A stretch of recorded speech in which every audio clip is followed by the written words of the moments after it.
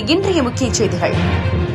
தேமுதிக நாமக்கல் வடக்கு மாவட்ட கழக சார்பில் மின் கட்டண உயர்வு, ரேஷன் பொருட்கள் சரிவர வழங்காதது, காவிரி நீர் தர மறுக்கும் கன்னட அரசை கண்டித்து தேமுதிக கழக பொதுச் செயலாளர் பிரேமலதா விஜயகாந்த் அவர்களின் ஆணைக்கிணங்க நாமக்கல் வடக்கு மாவட்ட கழக சார்பில்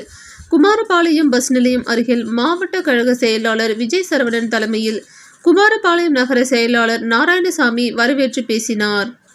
மாவட்ட பொருளாளர் மகாலிங்கம், மாவட்ட துணை செயலாளர்கள் சக்திவேல், தனலட்சுமி ஆகியோர் முன்னிலையில் மாநில வர்த்தக அணி துணை செயலாளர் குமார் கண்டன பேருரை ஆற்றினார். மாநில கலை இயக்கிய அணி துணை செயலாளர் கணேசன், இக்கூட்டத்திற்கு மாநில செயற்குழு உறுப்பினர் நாகராஜ், பொதுக்குழு உறுப்பினர்கள் மந்திரி செல்வம், நகர செயலாளர் ராசிபுரம் இளையராஜா, திருச்செங்கோடு குணசேகரன்,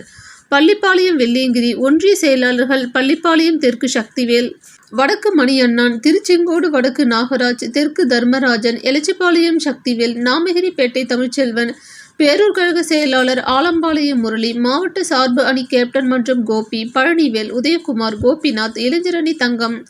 சரவணன், மணிகண்டன், மகளிர் அணி தமயந்தி, மாணவர் அணி பூபதி, சரவணன், ஞானப்பிரதீப், வர்த்தகர் அணி சுரேஷ், சக்திவேல், வடிவேல், செல்வராஜ், விவசாய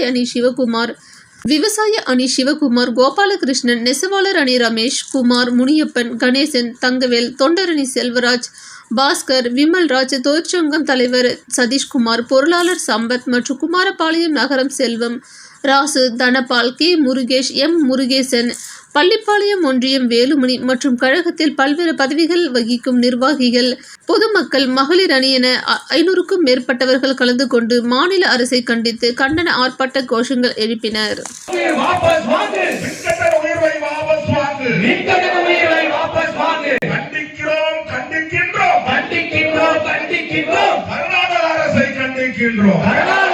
கண்டிக்கின்றோம்.